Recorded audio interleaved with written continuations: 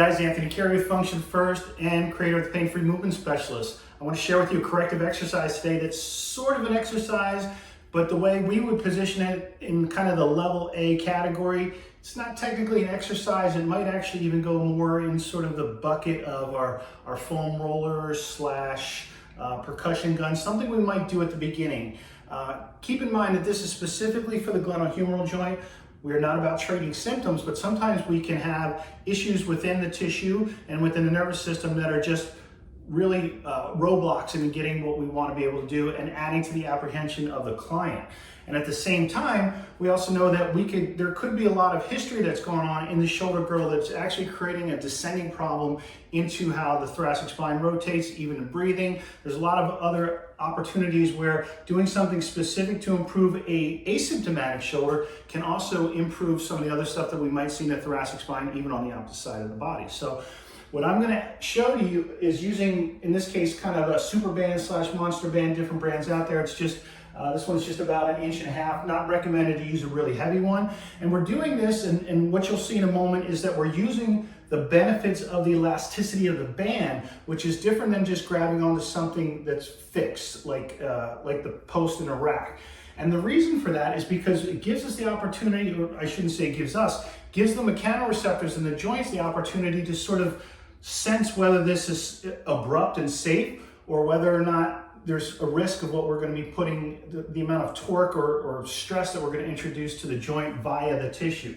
So if I were to use my left arm, what I'm going to do, and this can, I have my clients do this too, so not everybody's going to have this at home, but they may have some bands, even with the handle. So it's not the end of the world if you grip the handle, but there's advantages not to hold that tension in there. So what I would do is I would put my hand through, or have it on my wrist, and I'm just going to wrap around so that it's kind of not requiring me to really grab hold of this. I can safely keep some tension on it, but I'm not making a full fist around the handle of a regular tube if I wanted to.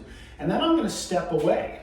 And the purpose of the hanging distance right now works well for me. It's roughly on the angle of scaption, and that's a good place to start and a safe place to start. I'm also I would have them start in a direction, the trunk relative to the shoulder, again, where it was asymptomatic, didn't reproduce any or provoke anything. And then I'm going to come away so there's enough tension so that what they feel is if it's being pulled, but they're not having to shrug their shoulders. So in other words, the concept, or what we're thinking about, is there's distraction, or I would refer to it to the client as space being produced in there. Now, is there literally space?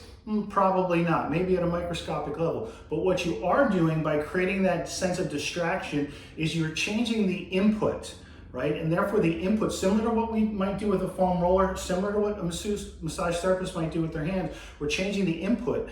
Therefore, we're going to potentially change the response to the surrounding musculature and how it responds to the positional changes that we're going to do, ideally without kind of the reflexive guarding that may be, and even actually the conscious guarding that might come along with that, if there's a sense of novel input created by the distraction.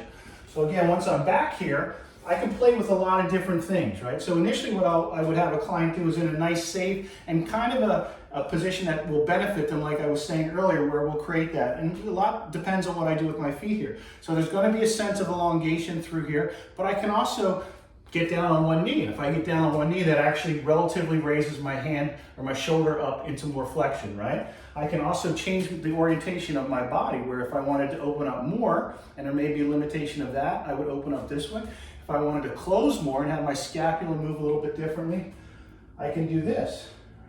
So all these different motions are kind of, I typically leave it to the client. I give them some guidelines or some guardrails, but I leave it to a little bit of subjectively where it feels like it's helping.